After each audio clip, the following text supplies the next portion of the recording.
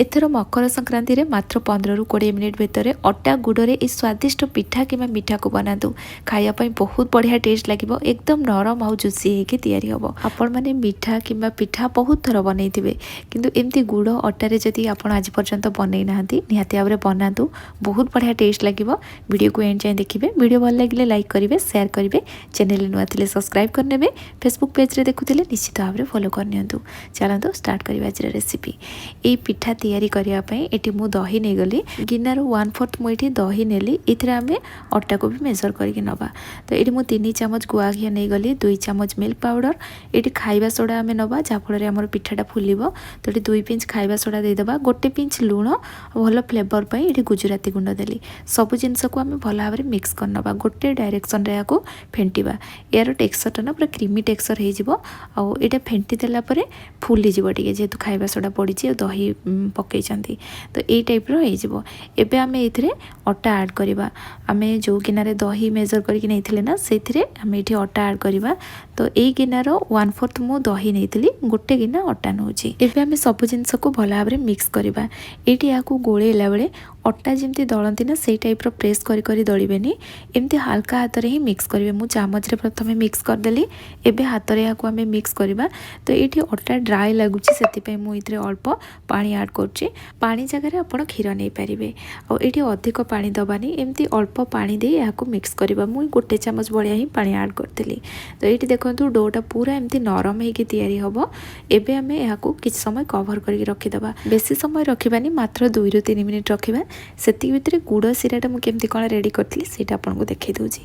ये गिनार अल्प पानी नहीं जावा मुझे हाफ गिनारू भी टिके कम पानी नहीं थी एबे आम ये गोटे गिना गुड़ ऐड करदे या भल भाव में मिक्स करनवा गुड़ जमी मेल्ट हो तो ये मत पानी कम लगुच से अल्प पानी ऐड कली एबे आम गैस फ्लेम हाई रखा या एमती फुटाई छाड़देवा जिते गोटे फुटा पलि आसो आप गैस फ्लेम बंद करदे कारण गुड़टा पूरा मेल्ट हो गुड़ को मुझे गोटे जगह को बाहर करनी एमती गोटे स्ट्रेनर नहीं जावा और आम छाणीदे जहाँफल आमर गुड़टा पूरा क्लीन हो आम गुड़ को 1 मिनिट फुटाईदेवा 1 मिनिट पर गैस फ्लेम बंद करदे नॉर्मली आम जो चीनी सीरा तैयारी करते ना हाथ को जो चीनी सीराटा चिपचिप लगे आम जानती जे चीनी सीरा रेडी हो गला बोली किंतु ये गुड़ पूरा पानी थी आप बंद करदे कारण गुड़टा बहलिया हो जाए जदि अधिक बहलिया हो ये सीराटा भितर को पशबनी पिठा भितर को तो से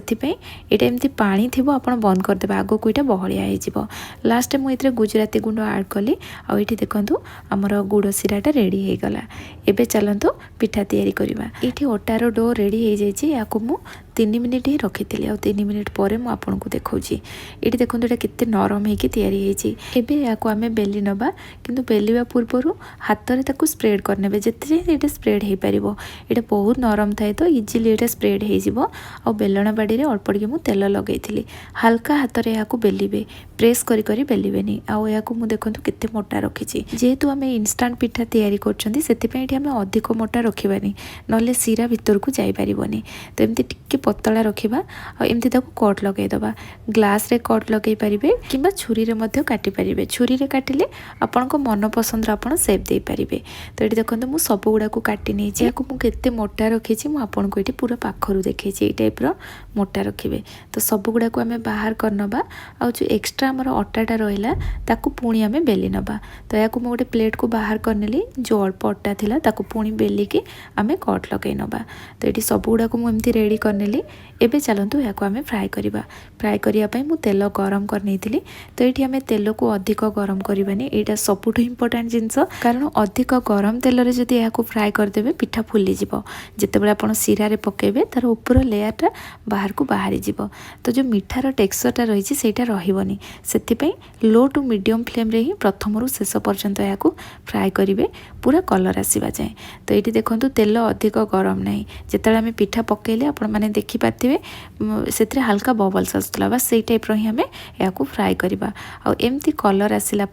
आम बाहर करनवा ये देखो पिठार कलर बहुत बढ़िया आसी पिठा को आम पूरा पतला रखी किंतु तेल रे फ्राए कलापर ये टिके मोटा हो माने फुली तो ये आम सीरा रे ऐड करवा सीरा गरम अच्छी गरम गरम पिठा को गरम गरम सीरा रे एमती पकेबा और एपट सेपट करनवा एमती मु सब पिठा को फ्राए करके इथिरे पकई देइथिली सीरा रे पकेला परे ताको एपट सेपट करवा तो ये 10 मिनिट पाखापाखि एमती रखीदेली तापर गोटे मिनिट या फुटेदेली जहाँफल पिठा सीरा को बहुत जल्दी आब्जर्व कर नब। तो ये अधिक फुटेबेनी जेहेतु गुड़टा ना पूरा बहलिया हो। तो ये गोटे मिनिट फुटेला गैस फ्लेम बंद करी कवर करी आउ किस समय रखिदे। जदि आपण पाखे समय अच्छी आप गोटे घंटा एमती रेस्ट रखी दिंतु सीरा को बहुत बढ़िया से आब्जर्व कर नब। जेहेतु मुझे इंस्टांट तैयारी करी मुझे स्टेपटा कली या कवर करी आउ किस समय रखिदेली। एबे जाई सीरा को से ठीक से आब्जर्व करी नथिला तथापि मु आपनको ये देखई दउची देखंतु नरम हो गलानी पिठा किंतु टी अधिक समय जदि रखिबे सीरा भीतर को बहुत बढ़िया से जाई परिबो। एठी देखंतु मु पिठा आपनको देखौची